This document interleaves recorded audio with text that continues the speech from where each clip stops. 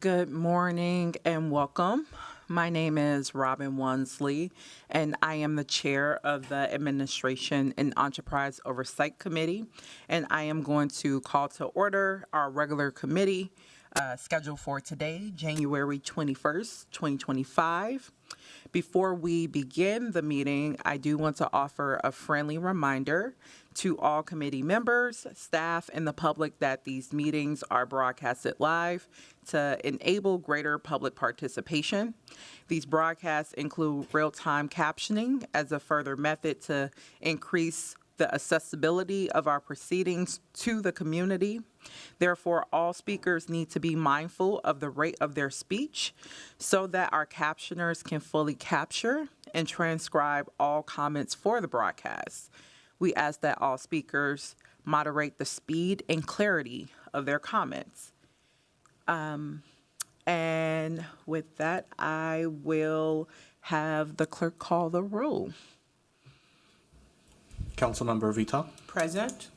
Ellison is absent. Cashman. Present. Chuktai is absent. Vice Chair Palmisano. Present. Chair Wansley. Present. We have 4 present. Let the record reflect that we do have a quorum. I also would like to remind my colleagues that we will be using our new speaker management system today. So please make sure to sign in or let the clerks know if you do need assistance.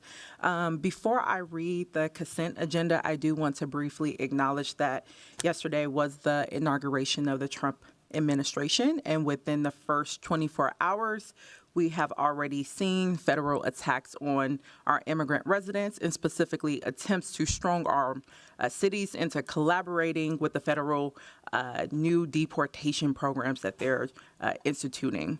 And we have also seen attacks on our trans neighbors and will likely see continued targeting of our most vulnerable residents and communities. And I just want to affirm that and I know many of my colleagues will continue to stand committed to protecting all Minneapolis residents and resisting cruel and divisive policies that target residents of color, queer residents, and working class residents overall. And as the chair of this committee, I am ready to take that work seriously over the coming years, or the coming year for the rest of this term at least. So with that, there are 16 items on the consent agenda, which I will now read for the public record. The first is a gift acceptance from the United States Police Canine Association, Inc., of lodging expenses. Number 2 is a gift acceptance from the Minnesota section of the American Water Works Association of registration, travel, lodging, and meal expenses. 3 is a gift acceptance from Southern Texas University through the Environmental Health Accreditation Council of travel and lodging expenses. 4 is a gift acceptance from the Results for America of travel and lodging expenses. 5 is a gift acceptance from Cities for Financial Empowerment Fund of travel and lodging expenses. 6 is a gift acceptance from the Minnesota section of the American Water Works Association of travel, lodging, and meal expenses. Number 7 is a bid for hazardous tree removal and grinding. 8 is contracts with multiple vendors for police community chaplain services. Number 9 is contract with Tyler Technologies for online permitting services.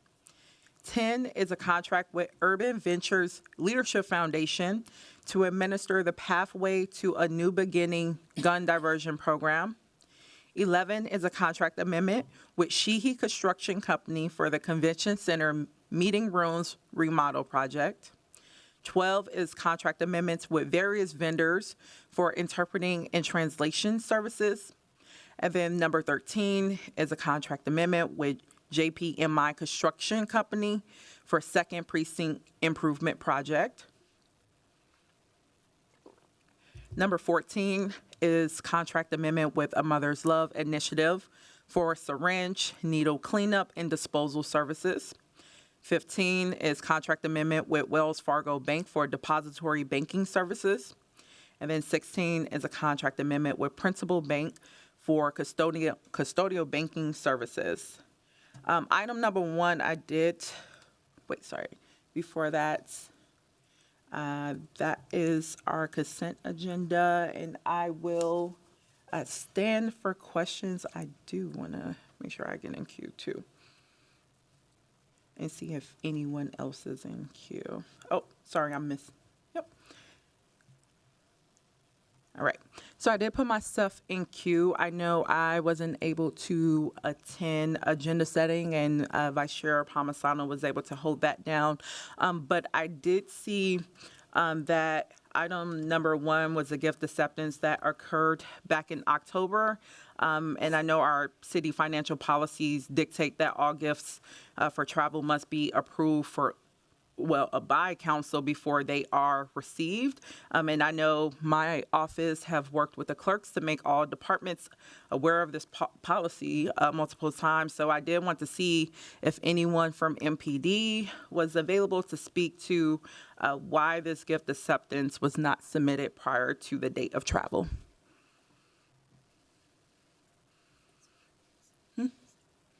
Okay, it sounds like Vice Chair Palmisano. Yep. Madam Chair, we did speak about this at agenda setting because it concerned me, just like you, with the same sentiment. It concerned you. What I learned was that this particular group routinely goes to this national event, and that this was just a portion of the fees to go to the event that are essentially gifted to them, but all attendees get this particular lodging for free. And so they did not realize, since they weren't submitting receipts for it, that they needed to then somehow indicate that separately from the rest of their travel report and go through this process. So they know now, and MPD is taking care of this into the future, but they wanted to correct their error that they found.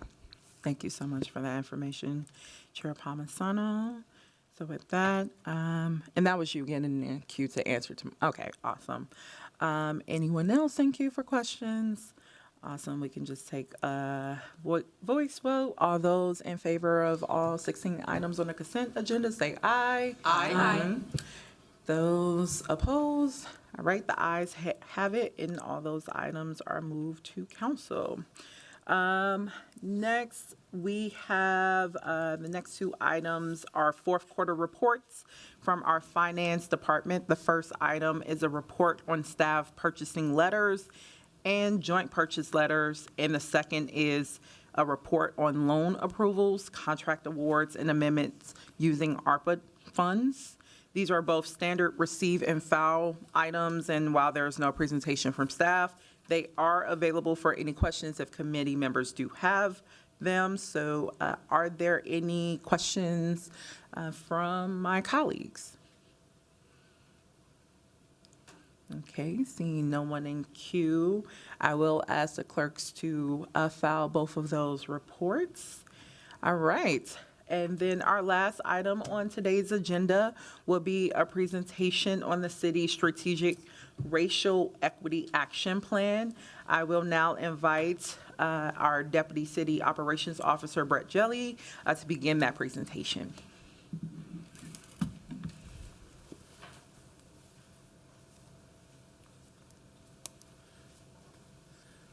Good morning, Chair Wansley and committee members. My name is Brett Jelly. I am a Deputy City Operations Officer in the Office of Public Service. I'm leading off the Strategic and Racial Equity Action Plan update, both as in my role as project managing this update, but also in recognizing that advancing our racial equity work involves all of us in the enterprise. Work on the Strategic and Racial Equity Action Plan began in 2018 and has evolved over time, and these updates have also evolved over time. Today we are providing an update in a previous format, but I will note that we will be transitioning to a new format in the future, and Director Prince Corbett will be providing or giving an overview of what the future will look like at the end of this presentation.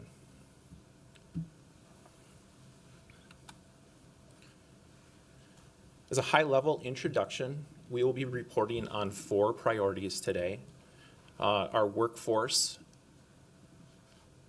spending, housing policies, and economic development. As you can see on the slide, each of these operational priorities has a statement of kind of what we're working towards, and then also lists who the process owner is within the city organization. I do want to note, as these have showed up in previous presentation, that there are public safety, data, and community engagement had been identified in previous reports. Over the course of this update, in particular, it became clear that some of these measures need to be revisited. In some cases, we didn't have data the last time the item came forward, and in others, the information wasn't tracked. And in the conversations with our city team, I think these in particular will be good candidates for modifying and as we report moving forward. Just a quick overview of the update format. Each of the priority areas has 3 key elements. There's a strategic need, which is restated along with the goal. The goal refines the strategic need, stating the meaningful, measurable impact process owners have identified. Each of the policy areas has 1 or more metrics of urgency identified, and these are leading indicators if we're making progress on our goals.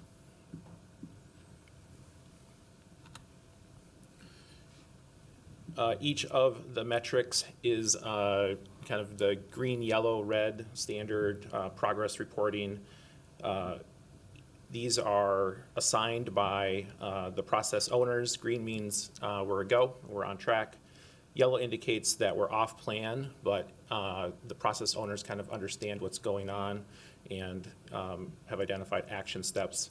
And then red indicates that we're off plan.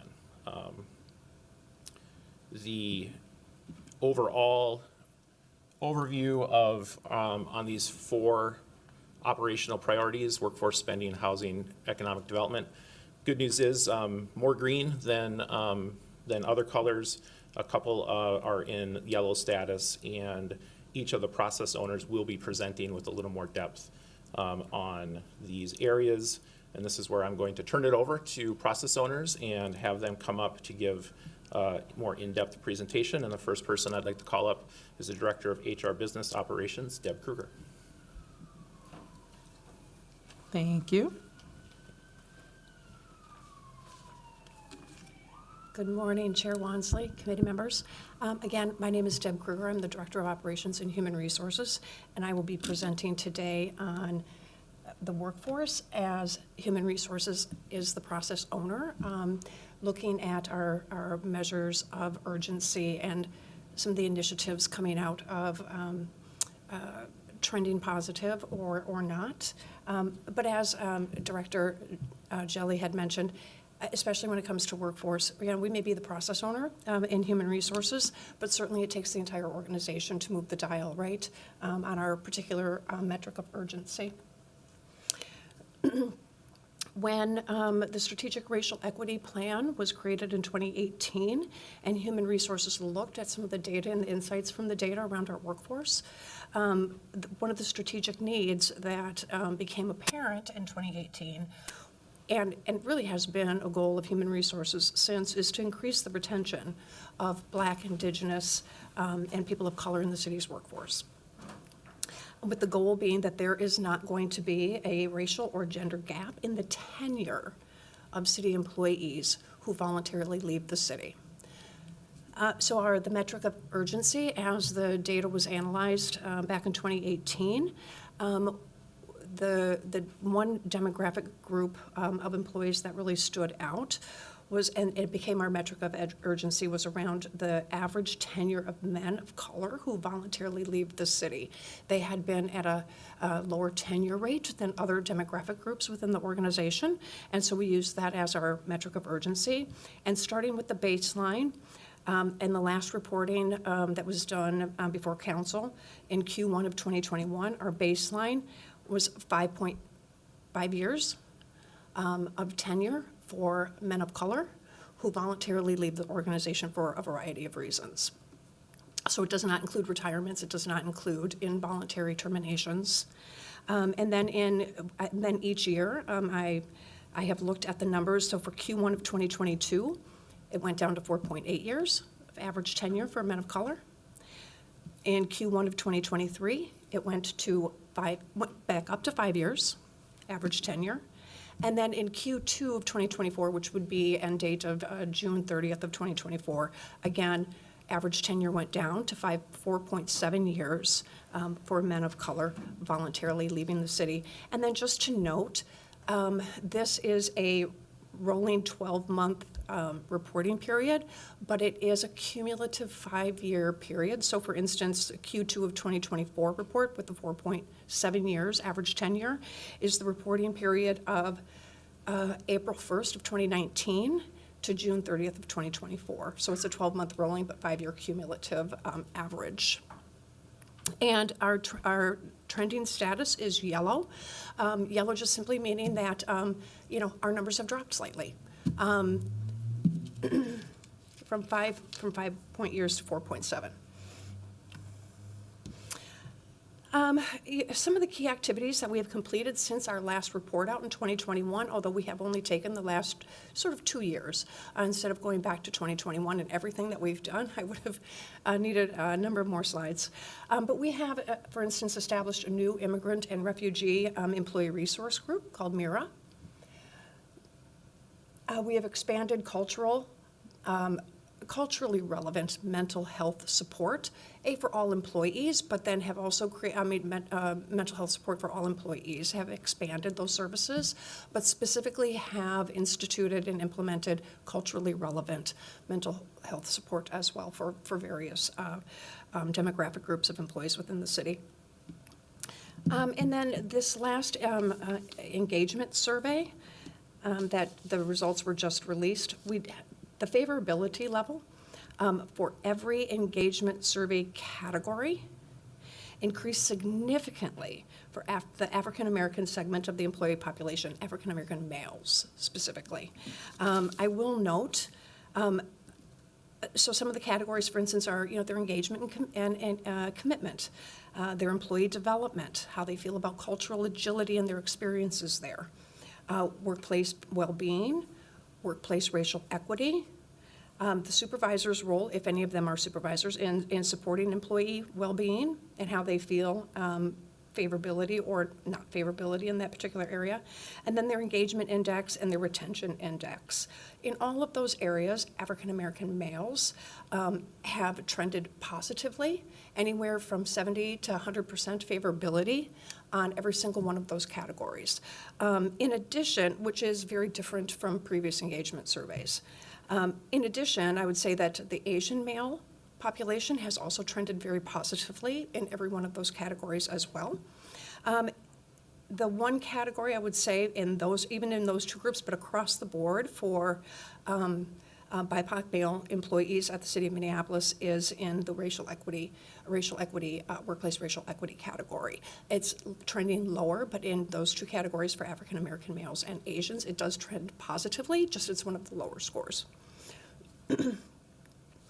We have provided numerous learning opportunities focused on racial equity, intercultural, and gender inclusivity. We've implemented the workforce equity impact analysis process so in human resources, we can assess business decisions that affect our workforce from a racial equity lens. Our targeted recruiting activities have resulted in a 44% increase in male BIPOC applicants over a 2.5-year period.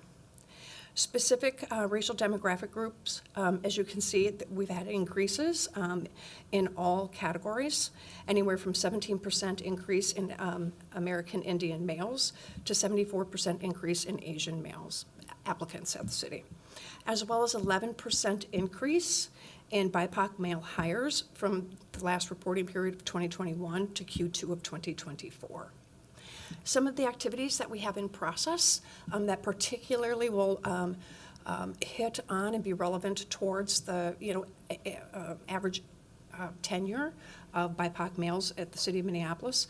We have a Monarch Our learning and development area is creating and launching a Monarch learning experience that will extend the racial equity training that was started with leaders, directors in Metamorphosis. It will expand that exact training, very close training, to all City of Minneapolis employees.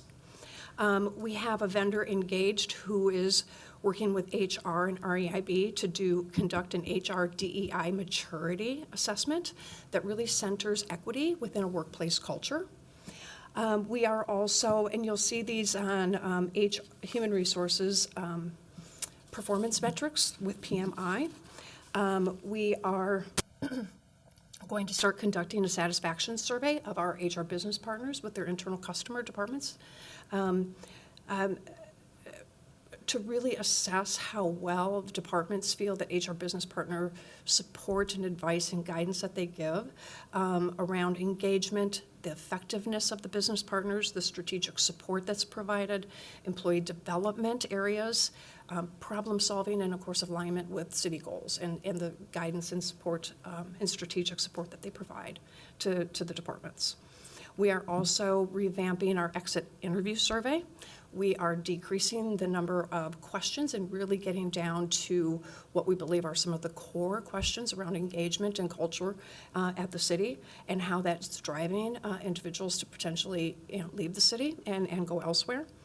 And then we will be reviewing those exit interview results with the departments on a monthly basis and identifying action plans to potentially increase attrition with the employees.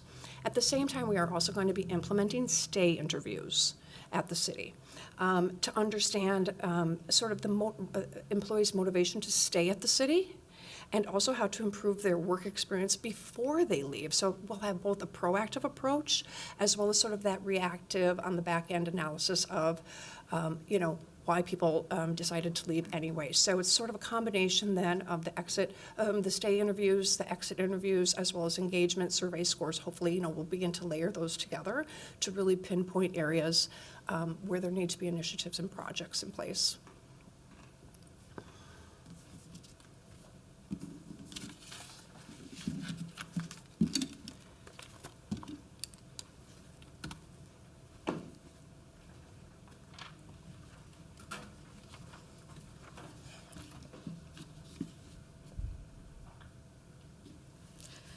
Good morning, Chair Wansley and members of the committee. My name is Pam Fernandez, and I'm the Director of Procurement. So I'm here today to talk about the category selected by the SRE committee at that time. This is the spend on professional services contracts under $175,000. Okay. So as you can see, the strategic need was to increase the percent of spend with racially and ethnically diverse vendor community. And what we based that one on was the disparity study from 2017, where it showed us this is the availability, but this is all the city is using, that kind of metrics.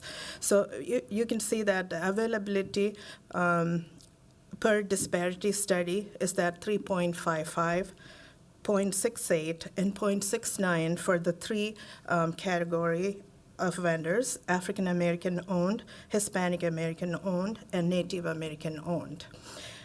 So I'll take you, there are data for 2020, 2023, and then for 2024 third quarter. So third quarter is where I'm going to concentrate on. As of third quarter, the African American owned spend was 14.86 compared to the 3.55 availability. And for Hispanic American owned, the use of those vendors was 4.34 versus 0.68% availability shown by the disparity study. Native American owned we used them for 0.73% of the total spend, and 0.69 was the availability index. So you may wonder, like, why our percentage is so high than the disparity study. That's because we have attracted a lot more vendors into our target market program, where this under 175,000 will go to, go to them first. So the department gets to choose from that population first.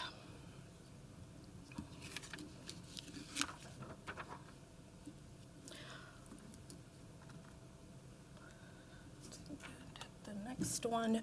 So some of the key activities completed as of Q3 2024. We completed about 300 open competitive solicitations, which means RFPs and bids, and awarded approximately 500 contracts. Target market participation by vendors and utilization by departments have increased tremendously. And I'm saying here that 2024 is expected to reach 40 million. Actually, it reached 50 million this year. So big thanks to all the departments that are, focusing on those vendors to give the contracts first. And then we participated in multiple vendor fairs in the metro area. This is to invite more vendors into the target market program or otherwise. And we have increased our base by 250 plus vendors. So we have a total of more than 2,500 at this time in that pool. We responded to over 250 Data Practices Act-based requests from the public or media related to contracts. Any questions on any of this? Thank you. I was going to wait to do questions at the end, but yeah, yes, thanks.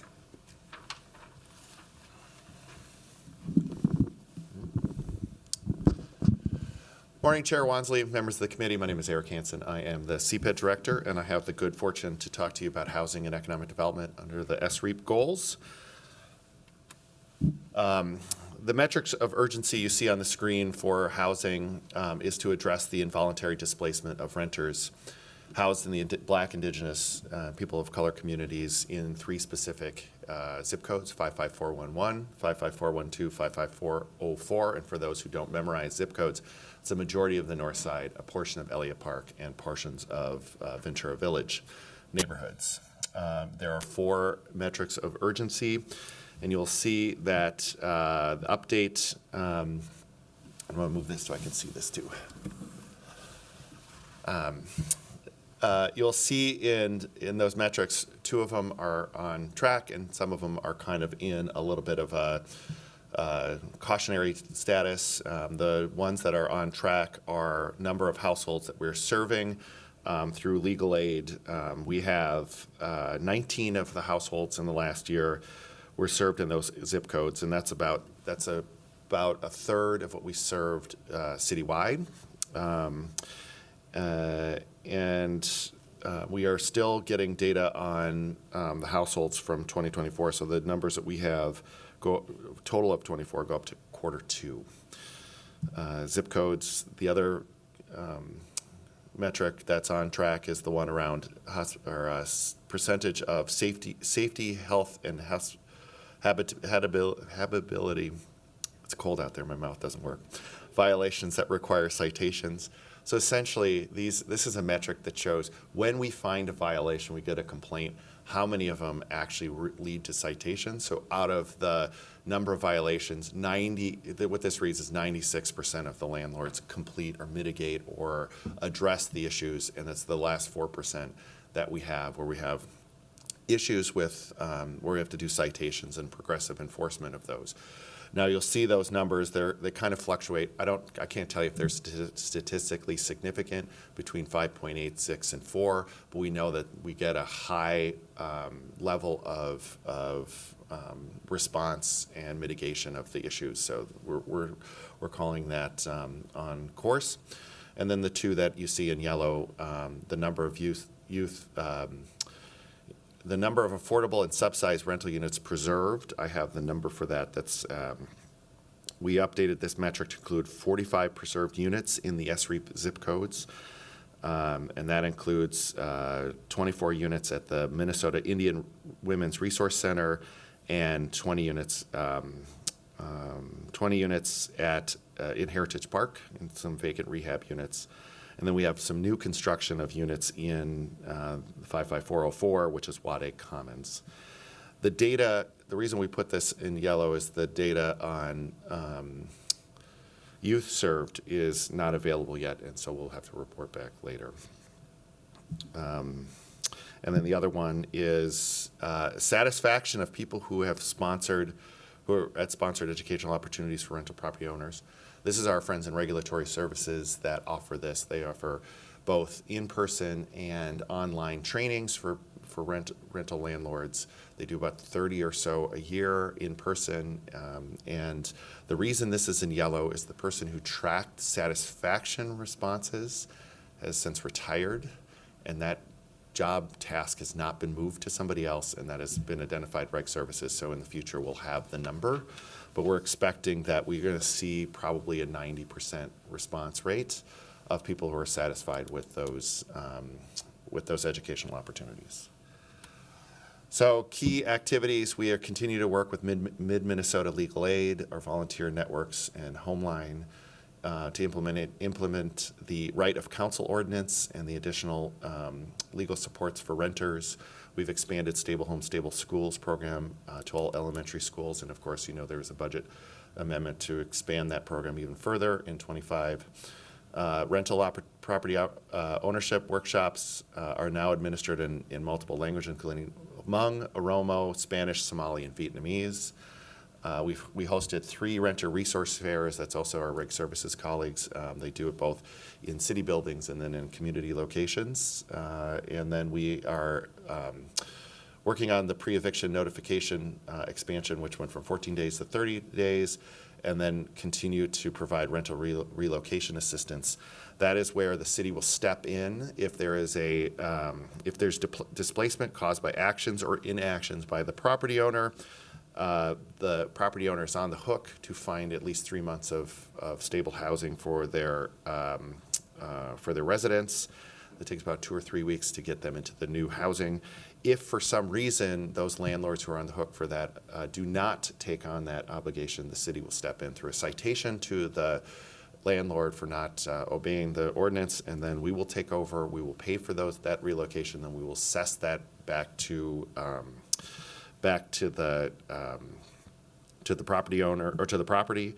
And up to Q3 of 2024, we spent about $44,000 that we hope we'll get back over time, you know, as assessments work. In the past, to give you a sense, we seem to be ticking up. In 21 and 22, we had about $12,000 to $15,000 in expenses.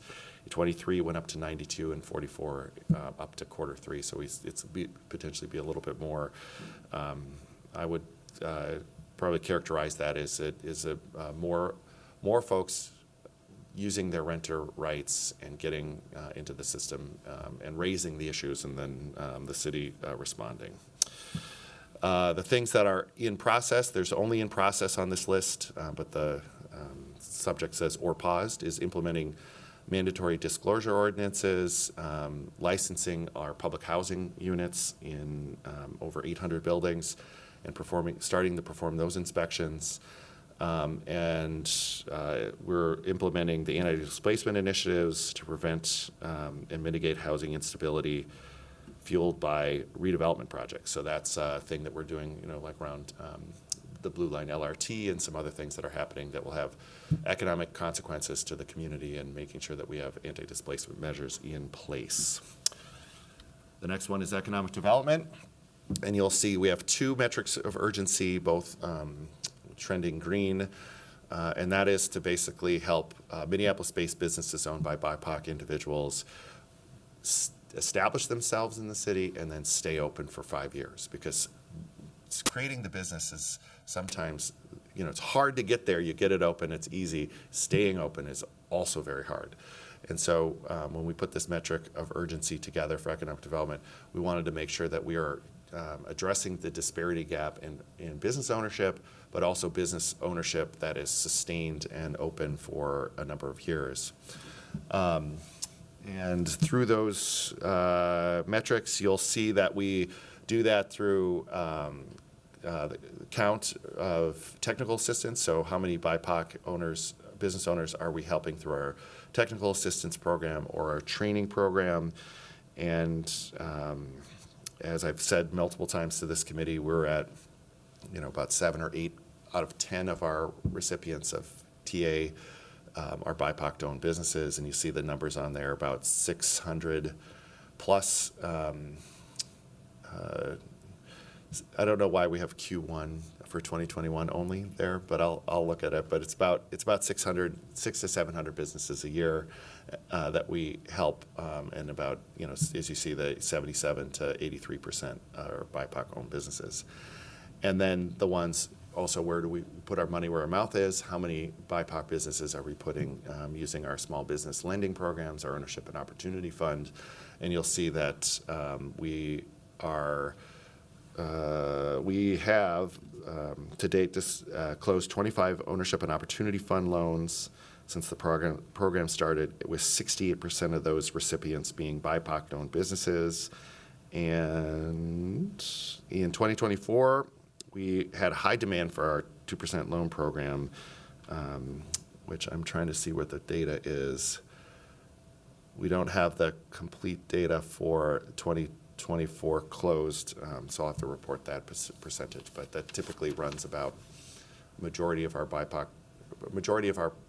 funds go to BIPOC-owned businesses. And then next. Key activities is we expanded the pool of BIPOC service providers, and we not only have general technical assistance, but we do direct service, one-on-one service, and you'll see that we've included accounting and payroll support. We also do marketing, IT, and legal services.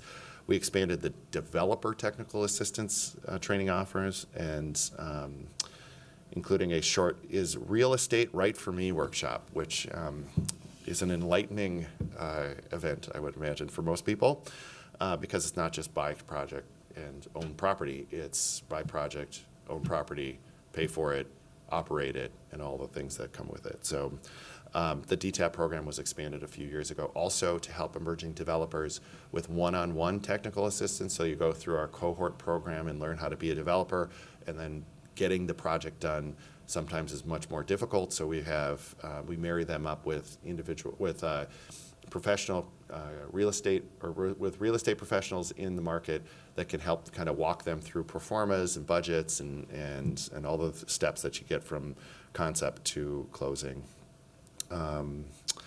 We're wrapping up some ARPA-funded co-op creation funds.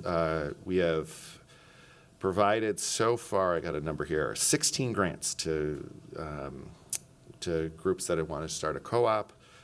We're launching specialized technical assistance programs for cannabis businesses as they start to get moving. And then I'll go through our technical assistance program. And we continue to respond to our financing requests across our loan types from BIPOC-owned businesses. And I think this might be somebody next. All right, thank you. Thank you, Director Hansen. And you? Welcome, Director Corbett. Yes, good morning, Madam Chair and committee members. I just have our final slide moving forward.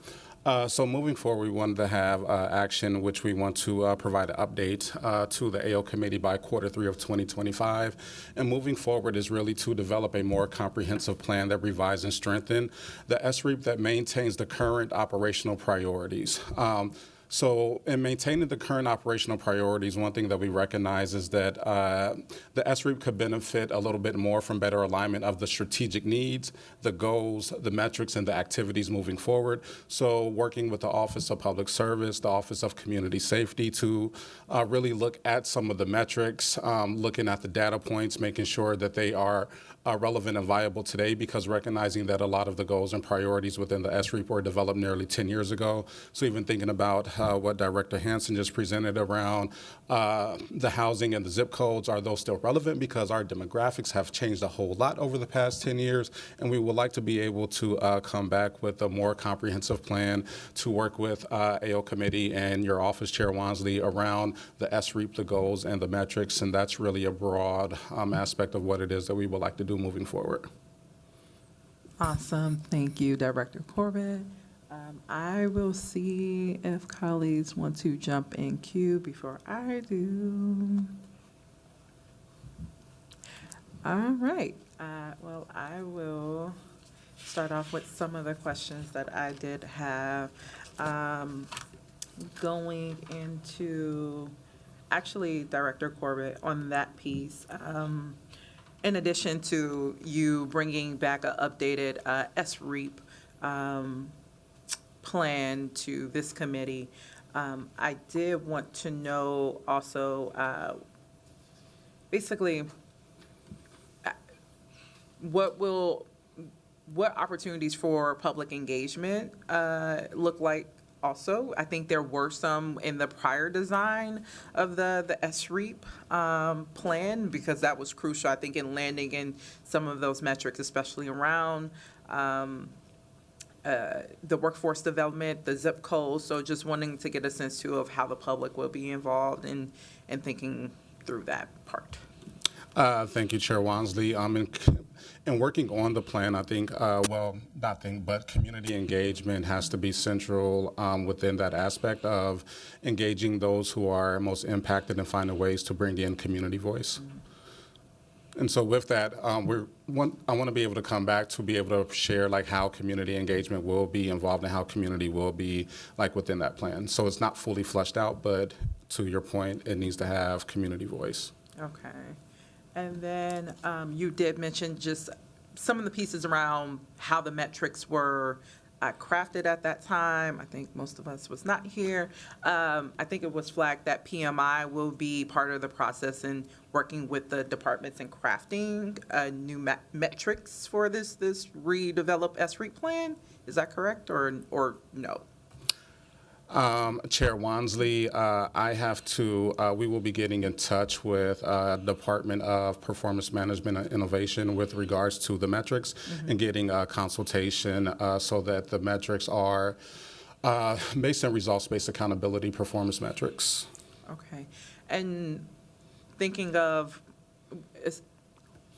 because some of this is yellow, just even now, like how do we reconcile this current SREAP with the creation of the new, like what does that technical support look like, or will there be integration of, I guess, these lingering 2018 metrics into the new, Chair Wansley, I'm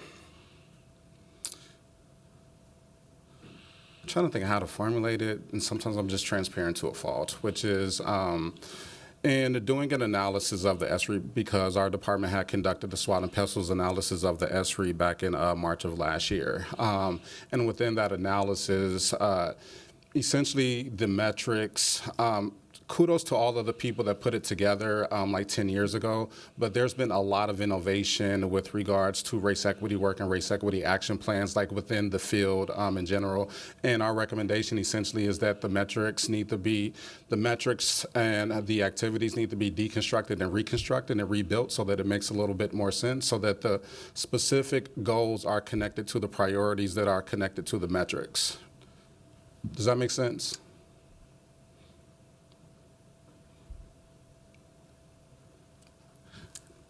I'm trying to remember what my original question was to trigger that response in terms of the integration. So, okay, it sounds like that actually tied more so with the OPI piece, more so with the integration, or I guess it's more so like, are we not just continuing on with these? I get it, like we're gonna do a completely significant overhaul of figuring out what our new priorities are. But yeah, no, I think I'm still unclear. Okay, so I pulled up the economics development metrics, like as an example, right? So if the goal is BIPOC businesses, or the strategic need is increasing the number of business owners with the goal of exceeding the national average survival rate benchmarks. Like, one of the challenges just with that goal in and of itself is because so many industries have different survival rate benchmarks. Restaurant industry is different than a bookstore, is different than a construction business. And when we look at the metrics, there's a misalignment. So coming together, we want to keep the operational priorities, but work on better alignment of the goals, the needs, and the metrics, as well as the actions moving forward. Okay. Actually, that is helpful in thinking of, so at the end of our end of last year, we had that presentation that you helped coordinate with Dr. Brittany Lewis, and then also Director Tawana. Tawana Black. Yeah, Tawana Black from the Center for Economic Inclusion, where they both talked about these reports and also gave some priorities or some benchmarks that we could be looking at. Do you know if that will be also integrated into the development of this new SROOP? Because it seemed to dig into some more of the macro pieces, but it fit under the umbrella, I think, of some of these categories like spending, and definitely I remember workforce and HR. So just wanted to see if that work will be carried over into the development of SROOP, the new one. Yes, Chair Wansley, that is one thing that we wanted to do is with the racial equity dividends index report score that we have, figuring a way to include some of those recommendations, action steps, and benchmarks within the SREAP so that there's a little bit more alignment with some national research that had been done. Awesome. Thank you, Director Corbett. I think the next questions I actually have is probably for Director Jelly.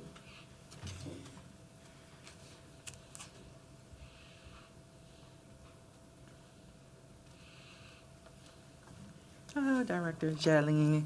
I did have a question in terms of some of the actual oversight piece around technical assistance. So when a department, and just saying right now, and also as we're proceeding into the new SREAP world, but when a department is in phase yellow or phase red, and I'm assuming there will be some level of evaluation that shows a department is not meeting or is meeting, whatever metrics. But when that is happening, can you talk about how OPS leadership will be monitoring or checking in with those departments to support their progress in meeting whatever their new SREAP goals will be? Chair Wansley, committee members, thank you for the question. I think this was my first time going through this update process, and it certainly helps that we will build a new rhythm that hopefully we don't have pandemics and other things that kind of interrupt that rhythm, where as we're getting ready for these presentations, we're asking those questions. So in the case of some of the items that were yellow, I think you heard, well, we understand kind of maybe what's going on here, and here are the things that we are doing to change course, because I think within the most successful program, the most durable program, is one that as we update our goals, that they are done in collaboration with the process owners, so that this is things that we can measure, that we are watching on a regular basis. And when we see yellow and hopefully no red, but we will likely encounter red, that we're able to ask the questions and get concrete action steps that we are taking to change the course of those measures. I do think that is very much a responsibility of the OPS and OCS leadership to be working with our departments. And then speaking of the role that OPI will be playing in supporting this work, I know when they presented their work plan to us, a big piece of it was around launching, Results Minneapolis, or basically their evaluation program, something Results. Oh, okay, there we go, Results Minneapolis. Just wanted to know if this will be integrated into that that program, because I think that will also support leadership too, in terms of that will be a way of using data. I think that's kind of where we're all trying to get to, of having, ongoing tracking and around using data points to get a sense of where the pain points are throughout the enterprise, and for leadership to be able to readily identify, where there's some course correction needed. So it seems like Results Minneapolis will be a really good tool in helping do that mitigation early. So just wanted to get a sense of it will be also brought into this process.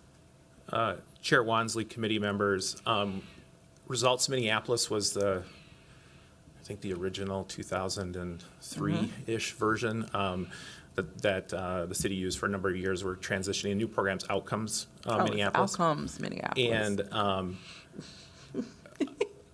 I based on my experience working around performance management for quite a long time, it is critical that there is really strong alignment between the people who are owning the work in the departments, performance management, and leadership. So yes, I think you're right, and I agree that having our team helping departments manage and measure performance, having that all aligned and strongly aligned, is the way that we have a durable program.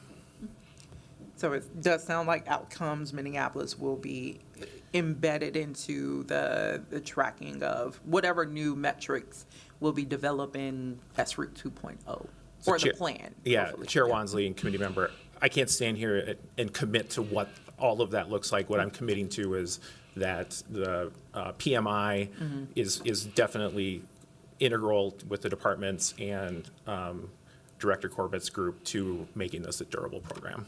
Okay. Yeah, I think just making sure, and I've seen some of that incorporated here of course, the data tracking is what makes this most successful, and so just wanted to get a sense of, and more clarity of how we're thinking about doing that, and if we already have systems in place that we're launching to track all sorts of programs across the city, it seemed like that would be kind of easy to do for this, but we'll revisit that.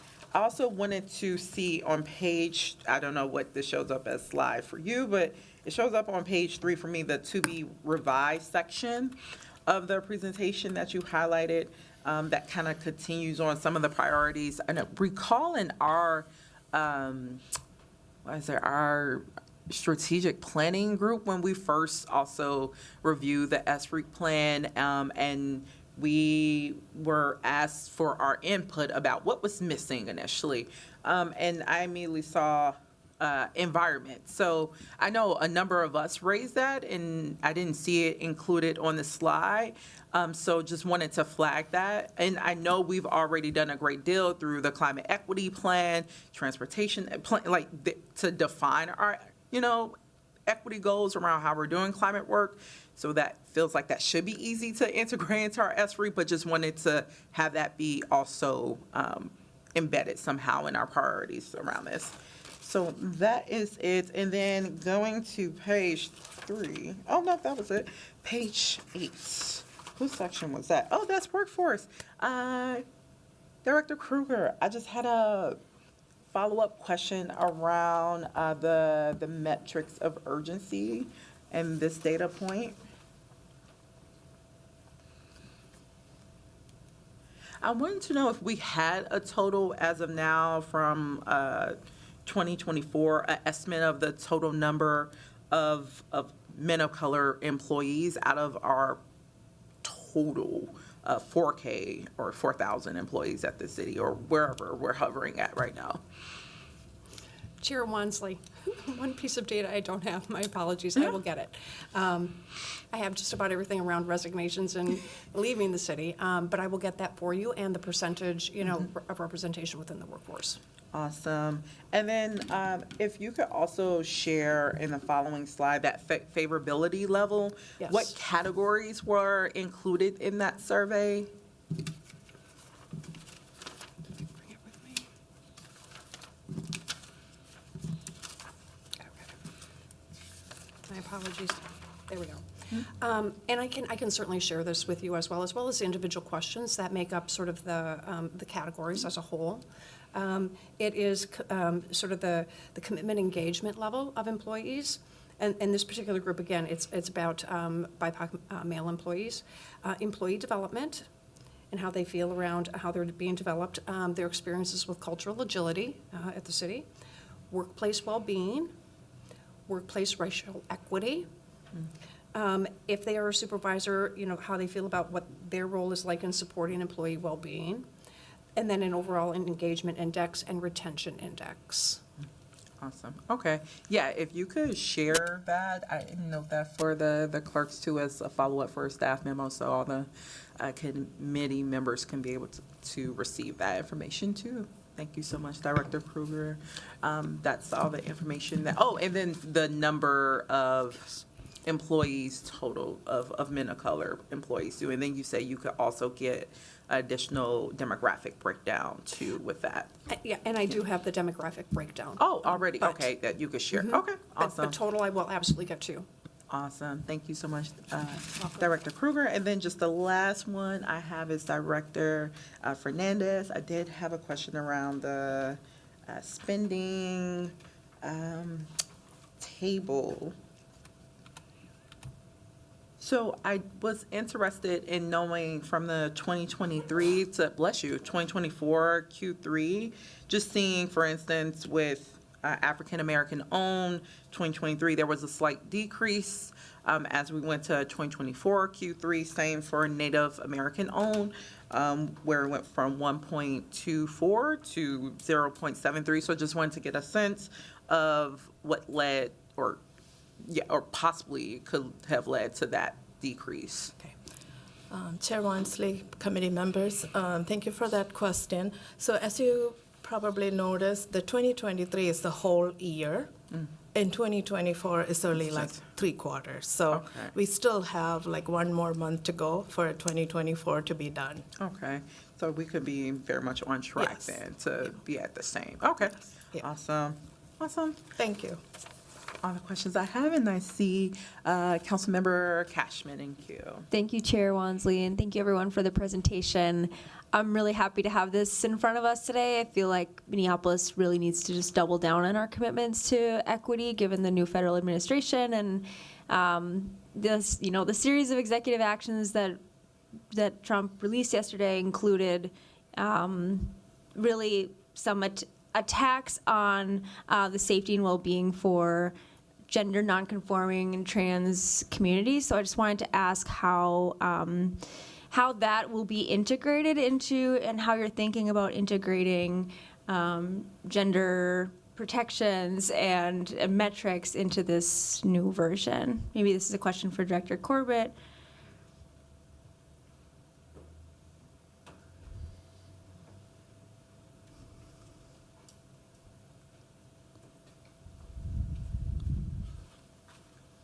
Thank you, Councilmember Cashman, and through the chair, Chair Wansley. In developing or looking at a revised plan for updating the Strategic Racial Equity Action Plan, we will be considering how to incorporate like the gender equity within some of those metrics, if at all possible. Okay. And then just generally, what's your timeline on these next steps? What can we look forward to this year in terms of your timeline for revamping SREEB, doing community engagement? What are you thinking about that? Yes, we wanted to come back with an updated plan by Q3 of 2025.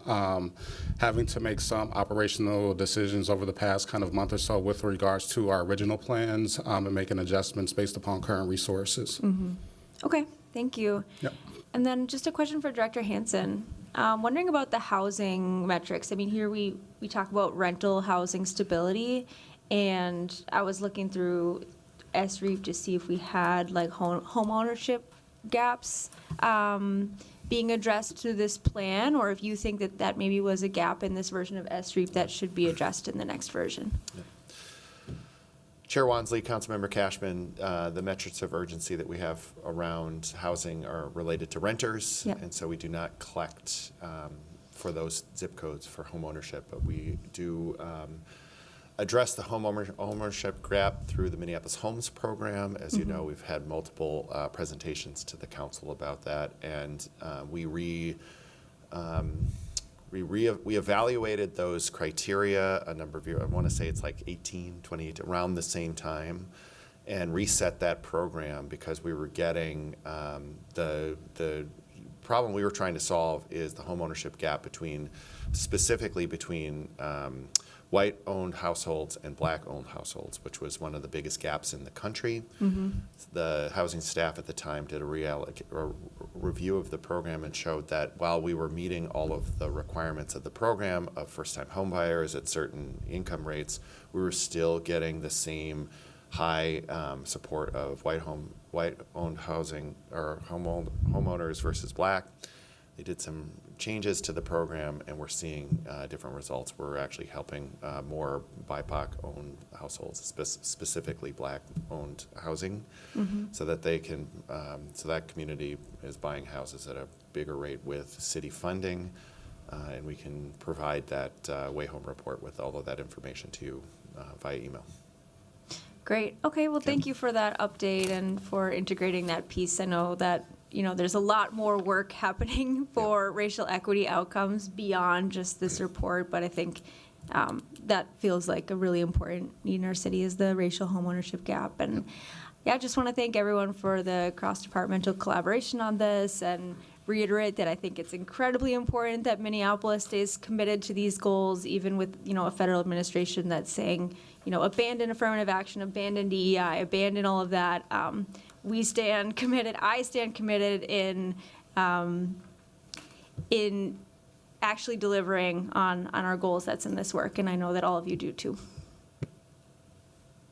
Thank you so much, Councilmember Cashman, and that's actually a really good segue because I realized I didn't do some level setting too around SREAP and why it's really significant in light of what has happened federally, but and also what you raised in terms of next steps for this committee of how we're relating to equity work since it is housed in this committee. And also just so the public knows how we're going to be approaching and taking serious our commitment to make sure, our city is a welcoming place for everyone. So just a little bit of context, SREAP, which I believe Director Jelly shared, came about in 2018 after it was, study after study identified Minneapolis as being one of the worst cities in the nation as it related to racial equity, especially for African American communities. And the SREAP plan was really meant to address and institutionalized practices that was going to help us basically be a better governing institution and start to rectify those racial inequities and disparities that was hurting our communities.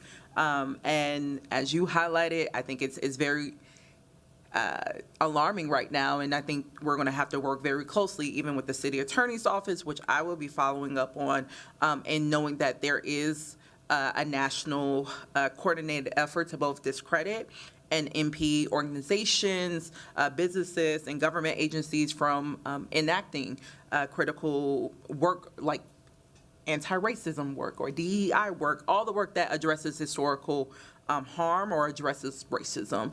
So what does that mean for us to be able to do this work further? And I think we're going to have an official position from our city attorneys of how we're going to proactively defend this work. I don't even say like how to mitigate, no, just outright defend this work. So I also want to note over the past couple of weeks, we've also been in conversations with the city attorneys who've issued this new opinion too around the new government structure that the council and the mayor can no longer collaborate on action plans that coordinate and centralize policies and operations and budgetary goals between, again, the legislative and executive branch. And I think, we have asked the city attorney's office to both draft an official legal opinion on this, and they also will be providing a public presentation on that decision.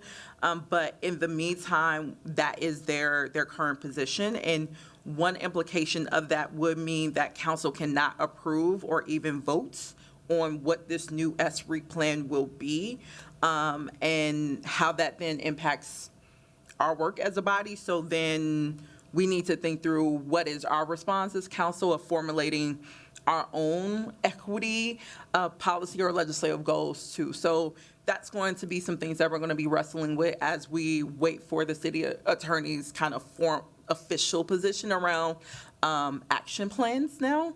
So I just wanted to also name that that's going to be a big piece of how we decide how to move our work too. So with that, I do want to thank you, Director Jelly, yeah. Thank you, Chair Wansley. I just wanted to end my part by thanking the team that helped present this work today. A lot of their teams were helping update the information, so just really appreciate that. I want to say thank you to you for being patient and flexible as we've worked through this update and how we're going to evolve into the future. So thank you. Thanks, committee. Thank you so much, Deputy Director Jelly. And yes, thank you to all the staff. It was really good to have that cross-department representation. I think that was very critical for this presentation. And thank you to OPS leadership for working with my office to make sure we could get as many departments out of that 9 who has been charged with this work to be here today. And I'm really excited about how we can expand this work in the next coming months. So with that, we have concluded all business before us today, and you all enjoy the rest of your Tuesday.